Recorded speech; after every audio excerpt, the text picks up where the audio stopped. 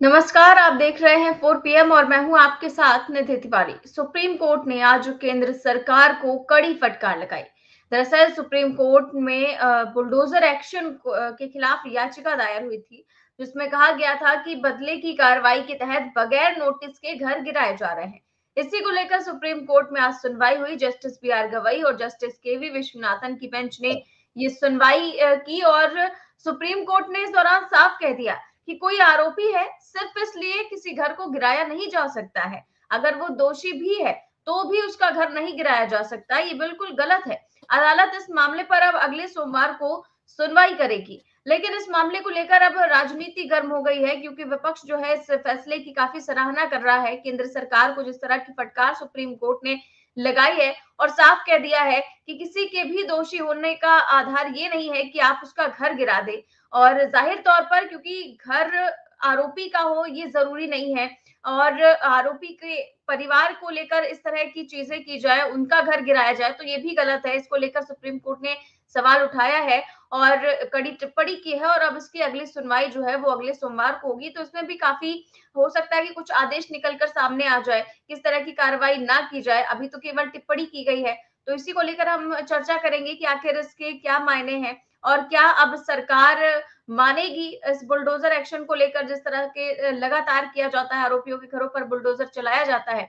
तो इसी को लेकर हम चर्चा करेंगे और इस चर्चा में हमारे साथ मौजूद हैं प्रोफेसर अखिल स्वामी सर। सर बहुत बहुत स्वागत है आपका।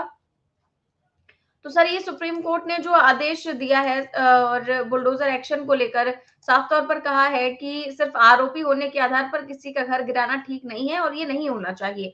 क्या कहेंगे सर आप इस पर, कि आपको क्या लगता है सरकारें ये बात समझेंगी, ये बात मानेंगी, और केंद्र सरकार क्या सुप्रीम कोर्ट के इस आदेश का पालन करेगी? जय संविधान। देखिए निधि, मानेगी या नहीं मानेगी का तो प्रश्न नहीं उठता है। माननीय सुप्रीम कोर्ट के आदेश का पालन तो सबको करना पड़ेगा और देश की जनता इंश्योर करेगी, करना पड़ेगा। देखिए, कानून का एक माना हुआ सिद्धांत है निधि, अगर मान लीजिए मैं कानून का उल्लंघन करूं, दंड मुझे मिलेगा। अगर मैंने कानून का उल्लंघन किया तो मेरी पत्नी को दंड नहीं मिल सकता, मेरे बच्चों को दंड नहीं मिल सकता। अगर मेरा बेटा कोई गलती करे तो मुझे दंड नहीं मिल सकता। जो दोषी है दंड केवल उसको मिल सकता है, ये नहीं कि उसके खानदान को दंड मिल जाए। अच्छा, जो घर होता है, जो मकान होता है, वो सामूहिक अधिकार है सबका। उसमें बाबा भी रहता है, उसमें बेटा भी रहता है, उसमें पोता भी रहता है, उसमें बहुएं भी रहती हैं। वो संयुक्त परिवार की चीज है। और उसके अंदर अगर एक मान लीजिए दोषी है, मैं कहता हूं मान लीजिए दोषी है, जो उसने दोष किया उसका दंड दीजिए कानून के अनुसार। अगर उसने मर्डर किया तो आप उसे मर्डर का दंड दीजिए, फांसी पे चढ़ा दीजिए। लेकिन उसको तो आप फांसी पे नहीं चढ़ाएंगे। 5 आदमियों के, किसानों की, अन्नदाताओं की हत्या करने वाले को तो आप बुलडोजर नहीं चलाया आपने, उसको तो आपने minister of state for home बनाए रखा। उसे तो एमपी का टिकट दिया, वो हार गया, अलग मुद्दा है। आईटीबीएचयू के अंदर लड़की के साथ दुर्व्यवहार करने वाले 3 लड़कों को वहां के लोकल विधायक लड्डू खिला रहे हैं, तो केक खिला रहे हैं, माला पहना रहे हैं। बिल्किस बानो के हत्यारे को वहां पे बुला के उनके हत्यारों को आप जो है मालाएं पहना रहे हैं। वो जो पहलू खां को मारने वालों को मंत्री जी जाके जेल के अंदर उनको माला पहना रहे हैं। और आप ये कह रहे हैं कि अगर किसी ने, अच्छा ये कहते हैं कि साहब मकान के ऊपर से जुलूस जा रहा था, थूक दिया, और थूक दिया तो हमने उसका मकान तोड़ दिया। अब थूक, अच्छा बाद में प्रूव होता है 2 साल के बाद कि उसने थूका ही नहीं था, वो तो वहां मौजूद ही नहीं था। इसका अच्छा एक और चीज निधि, मैं एक वो लगाता हूं, एक चुनौती देता हूं। जितने लोगों के इस प्रकार से मकान तोड़े गए, जरा उनकी लिस्ट बनाइए। उसमें कितने दलित हैं, कितने ओबीसी हैं, कितने मुसलमान हैं, और कितने सवर्ण हैं, और सवर्णों में कितने ठाकुर हैं। उत्तर प्रदेश की घटनाओं में मैं अंदाजा लगा रहा हूं, मेरे पास प्रूफ नहीं है, या तो दलित मिलेंगे, या ओबीसी मिलेंगे, या मुसलमान मिलेंगे, या ब्राह्मण मिलेंगे, ठाकुर नहीं मिलेंगे, राजपूत नहीं मिलेंगे, क्योंकि राजपूतों की सरकार है। इस तरह से कानून चलेगा? आप किसी को आरोप लगाएंगे कि इसने ऊपर से है पत्थर फेंका और उसके बाद उस मकान को बुलडोजर से तोड़ देंगे, कानून का क्या मतलब है? फिर कोर्ट की जरूरत क्या है? फिर तो योगी आदित्यनाथ जिसका मना है मकान तोड़ दें और जिसका मकान है मकाना दे। माननीय सुप्रीम कोर्ट को जिन जिन के मकान तोड़े गए हैं। मेरे बगल में, मैं 6 बार बता चुका हूं आपके कार्यक्रम में, मेरे बगल में एक गुंडे का उसने इलीगल कंस्ट्रक्शन करके मेरी सारी धूप हवा रोक दी है। लगातार दौड़ता रहा टाउन एंड कंट्री प्लानर के यहाँ, 20 दिन तक मेरी सुनवाई नहीं की। जब कंस्ट्रक्शन शुरू हुआ दौड़ता रहा, नहीं सुनवाई हुई। डीसी के यहाँ सीएम विंडो में कंप्लेंट की, एक नोटिस दिया 7 दिन का, 7 दिन बीतने के बाद 5 दिन के बाद एक और नोटिस दिया।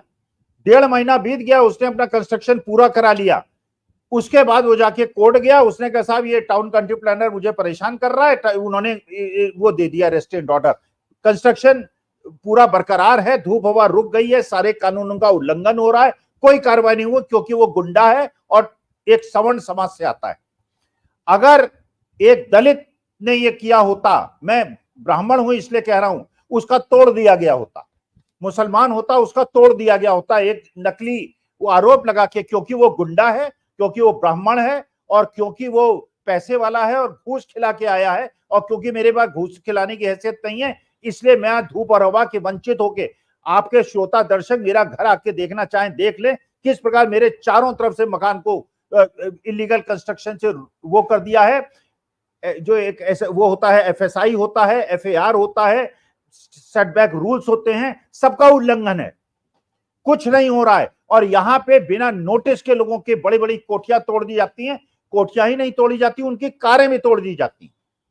ये गुंडागर्दी है, खुलेआम गुंडागर्दी है, कानून का खुलेआम उल्लंघन है, सबको जेल भेजना चाहिए। और जो आदेश देने वाले हैं और जो अधिकारी हैं, बड़े से बड़े अधिकारियों को जेल भेजना चाहिए, वरना ये गुंडागर्दी जो है ये देश को तानाशाही पे ले जाएगी, संविधान का, लोकतंत्र का कोई मतलब नहीं रह जाएगा।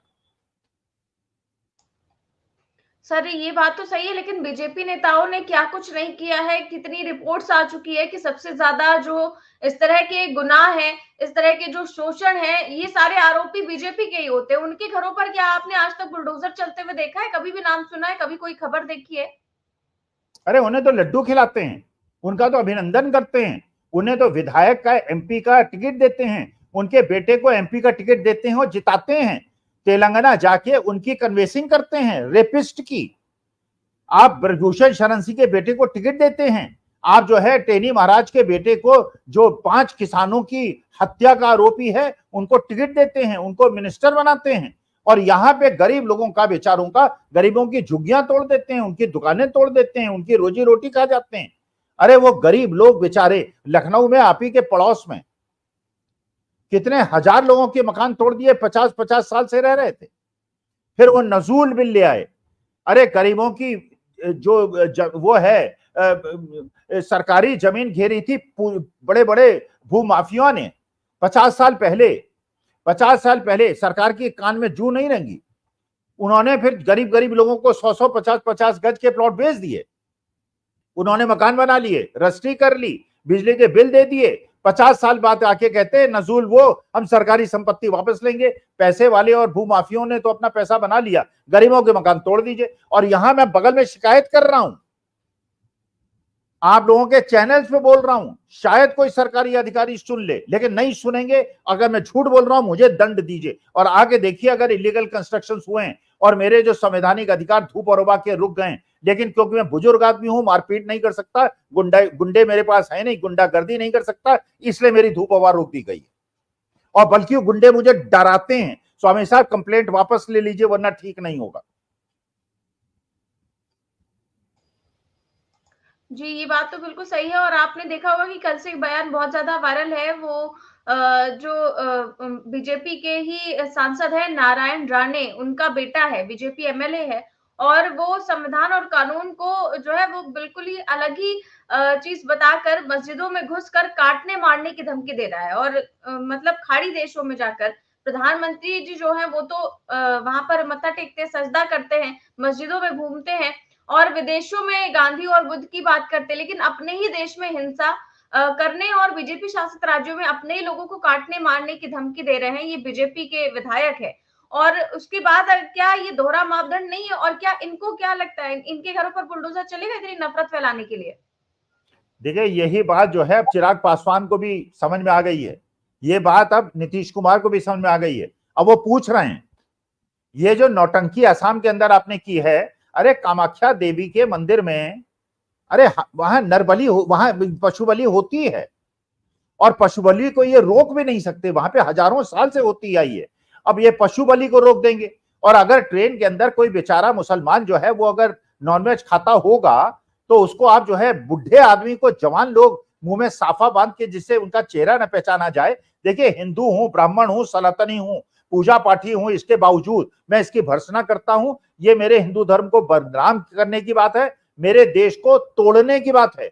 और अगर इन लोगों को नहीं रोका गया, और सुप्रीम कोर्ट के जस्टिस महोदय जो जिस प्रकार के निर्णय ले रहे हैं, अगर इनको नहीं रोका गया, इनको जेल नहीं भेजा गया, ये देश को तोड़ देंगे। हम चेतावनी दे रहे हैं, देश को तोड़ देंगे, क्योंकि हिंदू मुसलमान की एकता को इन्होंने भंग कर दिया है। अब हम लोगों को, और राहुल गांधी को, और शरद पवार को, और उद्धव ठाकरे को, और बाकी लोगों को 20 साल लगेंगे देश को पटरी में वापस लाने के लिए, जितना जहर इन्होंने देश के अंदर घोल दिया है।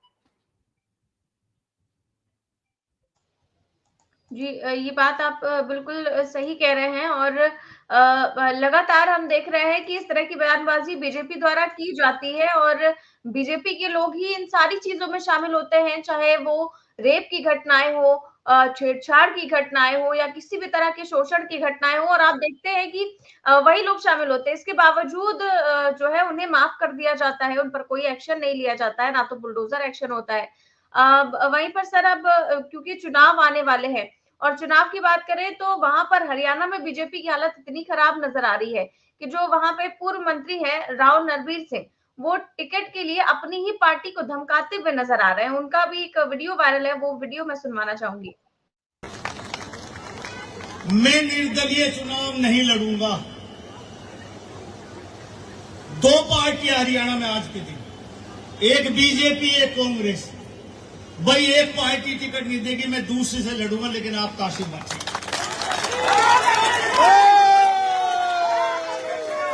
भाई यो नहीं। देखो, मैं चुनाव लड़ने वाला आदमी हूं, ये सारे मीडिया के लोग बैठे। तो ये कह रहे हैं कि बीजेपी हमें टिकट नहीं देगी तो हम कांग्रेस से चुनाव लड़ेंगे, लेकिन निर्दलीय नहीं लड़ेंगे। तो अब ये इस तरह की धमकियों से पहले तो बीजेपी डरने वाली है नहीं, क्योंकि आप देखते हैं कि सभी राज्यों में नुकसान भले हो जाए, लेकिन ऐसा कुछ होता नहीं है। तो आपको क्या लगता है कि किधर से ये चुनाव लड़ने वाले हैं? नहीं नहीं, ये पता नहीं आपने कैसे कह दिया बीजेपी डरेगी नहीं। अरे बीजेपी बहुत डरी हुई है, बहुत ज्यादा हालत खराब है। और देखिए, राव ये और राव इंद्रजीत सिंह और राव नरवीर सिंह, ये दो सबसे बड़े दक्षिण हरियाणा के सबसे बड़े नेता हैं, जिनकी सीट केवल पक्की है, बाकी पूरे हरियाणा में किसी की सीट पक्की नहीं है। नरवीर सिंह भी पार्टी बदलने के चक्कर में है, और राव इंद्रजीत सिंह भी पार्टी बनने के चक्कर में है। भारतीय जनता पार्टी का एक प्रकार के उन्होंने खुलेआम कह दिया, और एक प्रकार की ये बेइज्जती है भारतीय जनता पार्टी हाईकमान की, कि बेटा इधर वोट नहीं दोगे, इधर सीट नहीं दोगे, उधर जीतने वाले, उधर तो मंत्री बनूंगा मैं, उधर चला जाऊंगा। तुम्हारे यहाँ के क्या है, लीडर अपोजिशन तो बनाओगे नहीं।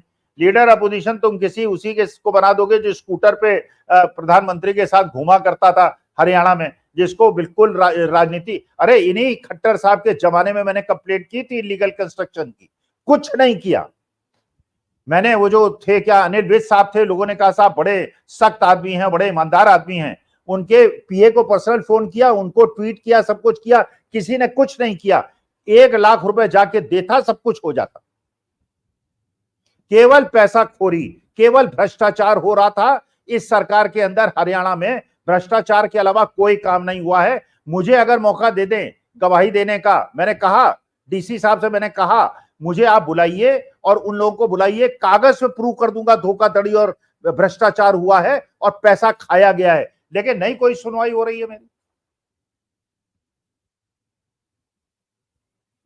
जी सर, लेकिन बीजेपी के लिए कोई एक मुसीबत ही थोड़ी ना है, मुसीबत उन्होंने अपने सर पे खुद ही मोल ले ली है, कंगना रनौत को अपनी पार्टी में शामिल करके। और वो लगातार ऐसी बयानबाजी कर रही हैं कि बीजेपी में ही सुरफटुअल मच गई है। क्योंकि अब बीजेपी के अंदर ही उनके बयानों को लेकर घमासान मचा है। वो खुद तो बीजेपी की सांसद है, और बीजेपी के एक वरिष्ठ नेता को उनकी हैसियत बता रही है, कह रही है कि उनकी हैसियत ही क्या है। और वो जो बीजेपी के बड़े नेता हैं, वो कंगना के लिए कह रहे हैं कि इनको पागल खाने भेज देना चाहिए। और ये जो है मनजिंदर सिंह सिरसा, आप जानते हैं, बहुत वरिष्ठ नेता है और बीजेपी के, तो इन्होंने कंगना रनौत को लेकर कहा है कि इनको पागल खाने भेज देना चाहिए, ये मेंटली ठीक नहीं है, मतलब इनका मानसिक स्थिति जो है वो ठीक नहीं है। और इसी को लेकर क्योंकि कंगना रनौत ने जो कुछ बयान दिए हैं किसानों को लेकर, जो फिल्म आ रही है सिखों में उसको गलत तरीके से दिखाया गया है, उसको लेकर वो नाराज थे। तो इस पर जब कंगना से पूछा गया तो वो कह रही है कि उनकी हैसियत ही क्या है, वो तो इस तरह की बयानबाजी करते रहते हैं।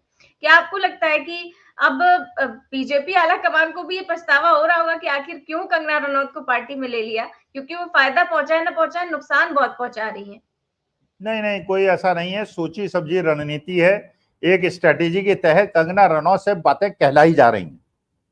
क्योंकि अगर कंगना रनौत को, अगर देखिए गोदी मीडिया भारतीय जनता पार्टी के हाईकमान के हाथ में खेल रहा है, इसमें कोई डाउट है आपको क्या? अगर ये कह दे हाईकमान गोदी मीडिया से कि कंगना रनौत को अब नहीं बुलाएंगे, वो नहीं कह रहा है, वो कह रहा बुलाइए। आज 2 सितंबर है, आज गुड़गांव के अंदर एक कॉन्क्लेव हो रहा है अमर उजाला का, और अमर उजाला दैनिक जागरण जानते हैं चाटुकार पत्रिकाएं हैं, इनके घर के लोग जो है राज्यसभा में भारतीय जनता पार्टी द्वारा भेजे गए। कंगना रनौत उसमें भी आमंत्रित हैं। रजत शर्मा का जो प्रोग्राम है, रजत शर्मा है कि नहीं गोदी मीडिया, रजत शर्मा के कार्यक्रम में भी कंगना रनौत बोल के आई है। लल्लन टॉपी इन्हीं लोगों का गोदी मीडिया का प्रोग्राम है, वहां भी कंगना रनौत बोल के, उनको नहीं रोका जा रहा है। इसलिए नहीं रोका जा रहा है क्योंकि भारतीय जनता पार्टी जानती है कि हरियाणा में, जम्मू एंड कश्मीर में, झारखंड में, महाराष्ट्र में बुरी तरह हारने वाले हैं। अच्छा, जब हार जाएंगे तो उसके बाद ये ना हो कि मोदी जी पे कोई प्रश्न पूछे कि मोदी जी की वजह से हार गए। तो किसकी वजह से हारे? कंगना रनौत की वजह से हारे। कंगना रनौत को स्केपगोट बनाया जा रहा है। कंगना रनौत समझती है अपने को बहुत बुद्धिमान। अगर कोई महिला देखिए अपने को बुद्धिमान समझे तो भैया उसके सामने से हट जाना चाहिए। तो अब कंगना रनौत, बुरा मत मानिएगा, कंगना रनौत जो है वो अपने को इस समय बहुत बुद्धिमान समझ रही है। बुद्धिमानी में वो इंदिरा गांधी का भी समर्थन कर रही है, उनका भी स्तुति गान कर रही है, और सिखों को, किसानों को तो गाली गलौज कर ही रही है। अरे ये तो क्रिमिनल ऑफेंस में इनको तो जेल भेज देना चाहिए। ये तो शी डिवाइडिंग कंट्री, इनको तो यूएपीए में 20-25 साल के अंदर कर देना चाहिए। पागल खाने भेजेंगे तो भारतीय जनता पार्टी में एक वो है, क्या है वो, उड़ीसा के एमपी साहब। अरे हमारे हिंदू धर्म में भगवान को सामने से जल चढ़ाया जाता है, दूध चढ़ाया जाता है, वो पीछे से दूध चढ़ा रहे हैं। वो पता नहीं कहाँ के ब्राह्मण है, इस बार मेंबर ऑफ पार्लियामेंट बन गए, उनको इतना ही संस्कार नहीं है। जूता पहन के भगवान के मंदिर में पहुंच जाते हैं, दलितों के घर जाते हैं खाना खाने। वो बेचारा दलित जितना खाना देता है उसके बच्चे तकते रहते हैं और खुद सारा खाना खा लेते हैं, तो इतनी मोटी हो गई है उनकी। तो ये देखिए, पागल खाने भेजेंगे तो आधे लोग पागल खाने चले जाएंगे, इतनी जगह पागल खाने में है नहीं, नए पागल खाने हैं नहीं। तो इससे अच्छा ये है कि इनको सत्ता से हटा दीजिए। वैसे इन्हें कोई सीरियस लेता नहीं है, कोई भी नेता जो अभी भी इस तरह से बीजेपी के नेता बोल रहे हैं। ऊपर से अब जो जम्मू कश्मीर की पूर्व राज्यपाल है सत्यपाल मलिक, वो कह रहे हैं कि इनको पार्टी से निकाल देना चाहिए क्योंकि वो नाबालिग है, जो है वो राजनीति में नाबालिग है और राजनीति में रहने लायक नहीं है। और एक और मुसीबत उन पर आन पड़ी है, इमरजेंसी की रिलीज पर रोक लगा दी गई है। अब जो 6 सितंबर को रिलीज होने वाली थी वो होगी नहीं, और अब अगले 10-15 दिनों में फैसला लिया जाएगा कि कब रिलीज होगी। तो रिलीज डेट तो मुझे लगता है कि टलती जाएगी, और रिलीज भी होगी कि नहीं होगी, ये इस पर भी संकट के बादल मंडरा रहे हैं। नहीं, 2 समस्याएं और हैं। एक, उनके खिलाफ एफआईआर हो गई है। अच्छा, दूसरी समस्या यह है कि महाराष्ट्र के अंदर उद्धव ठाकरे चीफ मिनिस्टर बनने वाले हैं। अच्छा, उद्धव ठाकरे जब चीफ मिनिस्टर बनेंगे, अब बेचारी कंगना जो है कहां जाएंगी? मंडी, वहां हिमाचल प्रदेश जाएंगी, मुंबई जा नहीं पाएंगे। उद्धव ठाकरे को आप जानते ही हैं, पिछली बार भी उन्होंने इनका छज्जा वज्जा तोड़ दिया था, इस बार फिर छज्जा वज्जा टूटेगा। इलीगल कंस्ट्रक्शन करेंगे तो छज्जा तो टूटेगा, और वहां तो भैया लीगल बीएमसी करेगा और लीगल कार्रवाई करेगा, नोटिस देने के बाद करेगा। और दूसरा, एफआईआर लिखा दी गई है। अरे आप किसानों को इन जनरल, जैसे मान लीजिए मोदी, ललित मोदी, नीरव मोदी ने राहुल गांधी का कहा, गुजरात कोर्ट ने 2 साल की सजा सुना दी। अरे यहाँ तो पूरे किसानों को आप रेपिस्ट कह रही हैं भाई, सारे किसानों को। अच्छा, उसमें ये भी नहीं है सेलेक्टिव कहें, कुछ किसान नहीं कहा उन्होंने कहा ये सारे किसान। इसका मतलब पूरी किसानों का जमघट, पूरा हिंदुस्तान का 60% किसान समुदाय रेपिस्ट और टेररिस्ट है, और बांग्लादेश है। इसका ये तो इन पे दंड नहीं होना चाहिए, इनको तो तुरंत क्रिमिनल ऑफेंस है, शी शुड बी अरेस्टेड। लेकिन वो मोदी जी करेंगे नहीं, अमित शाह करेंगे नहीं, क्योंकि उनको एक स्केपगोट चाहिए। गिरिराज सिंह की सुनाई पिटाई होगा। अब ये देखिए, माफ कीजिए मुझ पे कोई मानहानि वानहानि ना हो जाए, क्योंकि एक बार मैंने कोई डिबेट की थी, उसमें इस तरह की बात हुई थी, मानहानि 2 करोड़ का मुझ पे कर दिया गया था। तो पहले ही कह देता हूँ भैया ये सूचना है, एक मंत्री है बिहार के, उनकी बड़ी तोड़ैया हुई है। अब हुई है कि नहीं हुई है मुझे नहीं पता, तो अगर माना नहीं कर रहे हैं पहले ही माफी मांग लेता हूँ, बाद में माफी नहीं मांगूंगा। और न मानहानि करिएगा कि पैसा भी नहीं है देने के लिए और जेल जाना नहीं चाहता, लेकिन सुना है तोड़ैया बड़ी तगड़ी हुई है। जी, अभी जो भी हुआ हो ये तो अब खबर आने के बाद ही सामने आएगा, लेकिन खबरें भी आ जाती है, उसके बाद भी लोग मानहानि का दावा कर देते हैं कि नहीं ऐसा तो हुआ ही नहीं था। खैर सर, एक खुलासा आज किया है कांग्रेस पार्टी ने, बहुत बड़ा खुलासा किया है, वो वीडियो मैं आपको दिखाना चाहूंगी। इसके बाद हम देखते हैं कि आखिरकार प्रधानमंत्री को क्या ये पता नहीं था जो खुलासा किया गया है कांग्रेस की तरफ से, इस पर भी सवाल करेंगे। लोगों में से कई लोग शतरंज खेलना जानते होंगे। शतरंज में एक बोर्ड होता है, बोर्ड पे हम कुछ प्यादे रखते हैं, एक का नाम कर देते हैं बादशाह, एक को कहते हैं वजीर, घोड़ा, हाथी, होते ये सब मोहरे हैं। इनकी अपनी कोई ताकत नहीं होती, भले नाम बादशाह है वो बादशाह होता नहीं, भले रानी है वो रानी होती नहीं है। अगर रानी खुद तय कर ले कि मुझे मूव करना है, वो नहीं कर पाएगी। एक शतरंज का खेल चल रहा है इस देश में। अभी हम लगातार पिछले कई सालों से अलग अलग मोहरों की बात कर रहे हैं। खिलाड़ी कौन है वहां तक अभी हम निर्णायक रूप से पहुंचे नहीं हैं। We have not been able to decisively arrive at who is playing this chess. On the chessboard are different pawns, अलग अलग प्यादे हैं, अलग अलग मोहरे हैं। उनमें से एक मोहरे के विषय में आज हम आपके सामने आए हैं। सेबी की चेयरपर्सन माधवी बुच,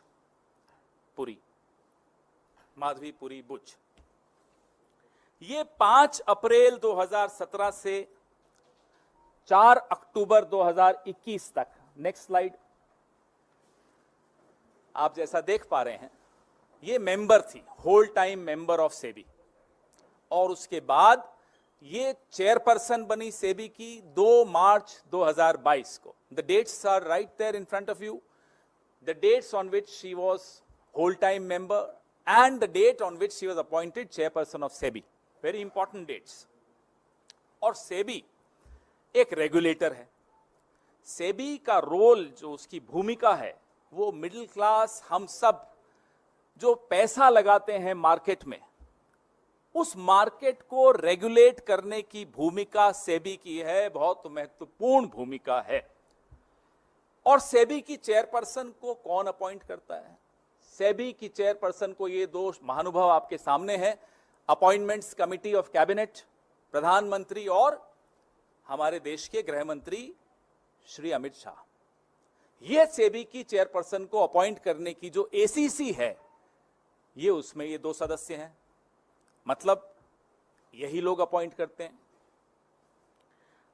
अभी तक हम लोगों ने, भले वो हिंडनबर्ग रिपोर्ट हो या और कई कॉन्फ्लिक्ट ऑफ इंटरेस्ट जो सेबी की जो भूमिका सेबी की चेयरपर्सन की रही है, उस पर हमने कई बार चर्चा की। जो सर्वोच्च न्यायालय द्वारा मॉनिटर्ड इंक्वायरी थी, इन्वेस्टिगेशन थी, हिंडनबर्ग रिपोर्ट पर, अडानी की कहानी पर, उस पर भी हमने चर्चा की। लेकिन इससे ऊपर, इससे कहीं हटकर, इससे कहीं भयानक भूमिका सेबी की चेयरपर्सन की मैं आपको बताना चाहूंगा।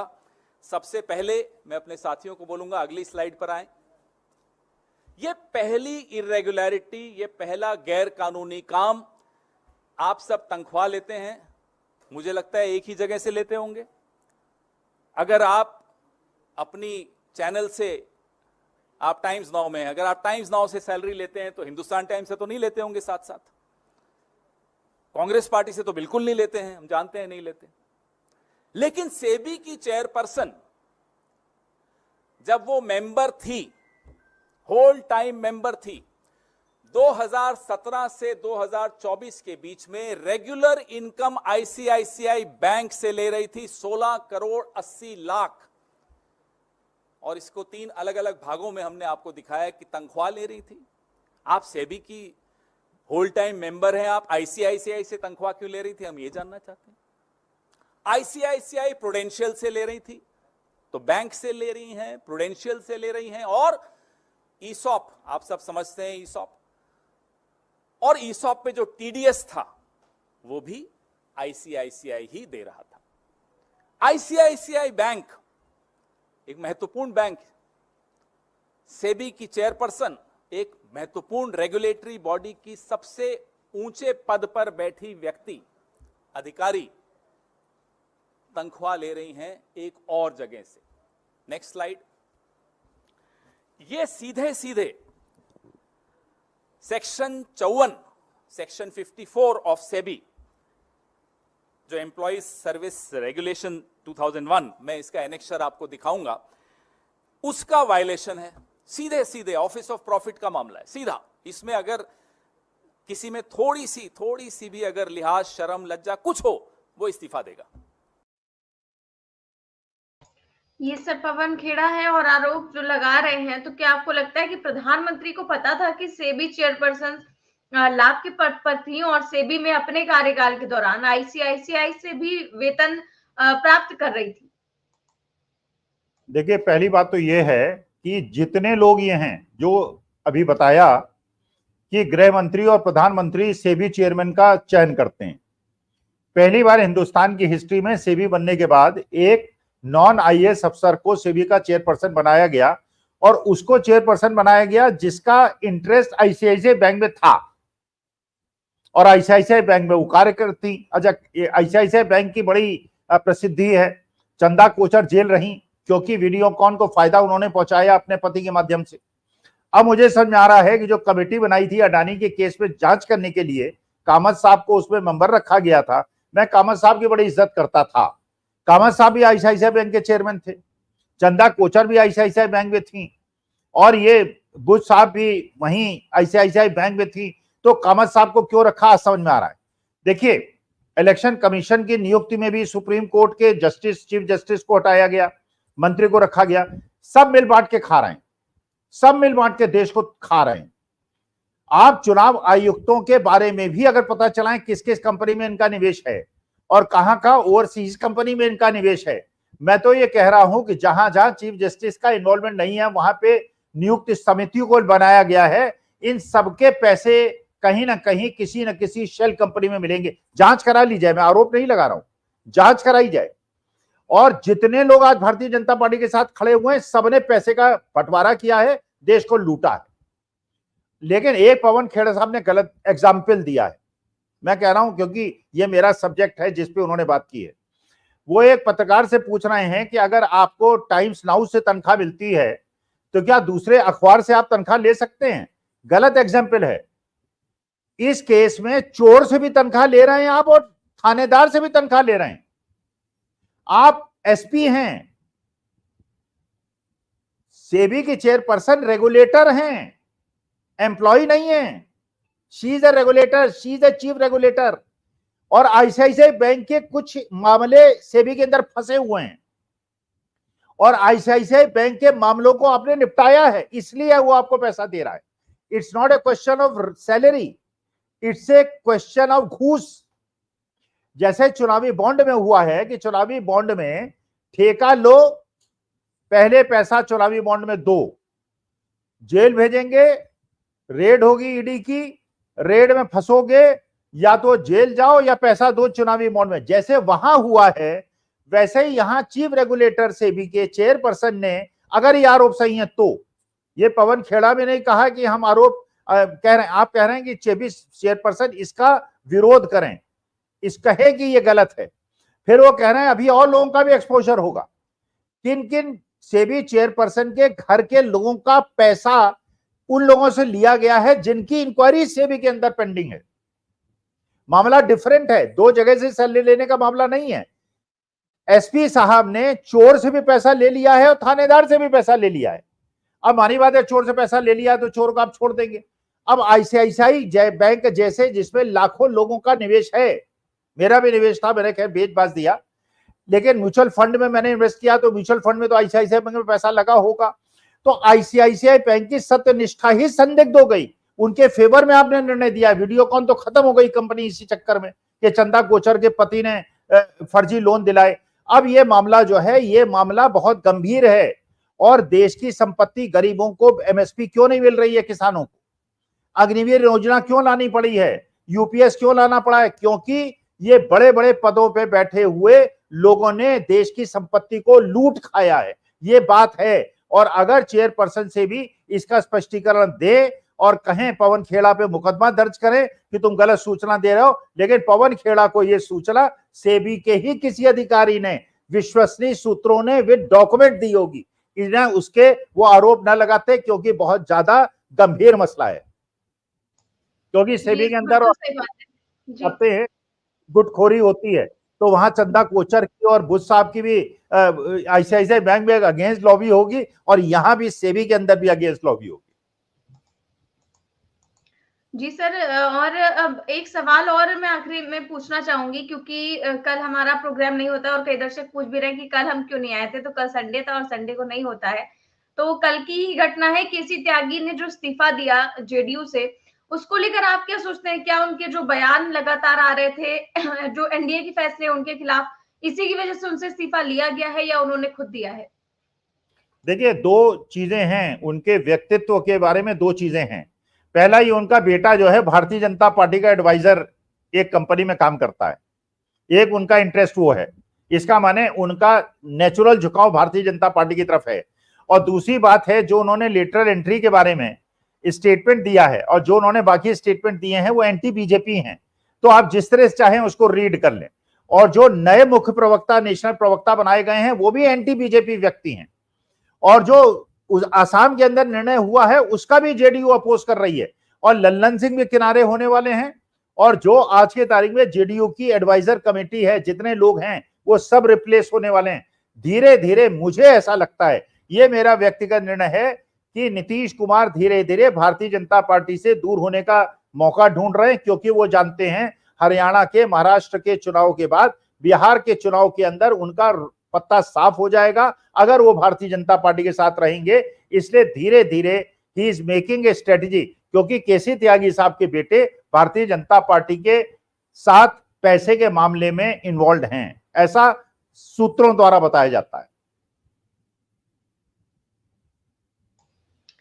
जी बिल्कुल सर, और आज के बहुत बहुत शुक्रिया सर आज की चर्चा के लिए आपका। जय संविधान। जय संविधान सर। और आप देख रहे थे आज की चर्चा, हमने कई विषयों को लेकर चर्चा की। सबसे पहले सुप्रीम कोर्ट का जिस तरह से फैसला आया, बुलडोजर एक्शन को लेकर फैसला नहीं, टिप्पणी आई कि ये गलत है, ऐसा नहीं होना चाहिए।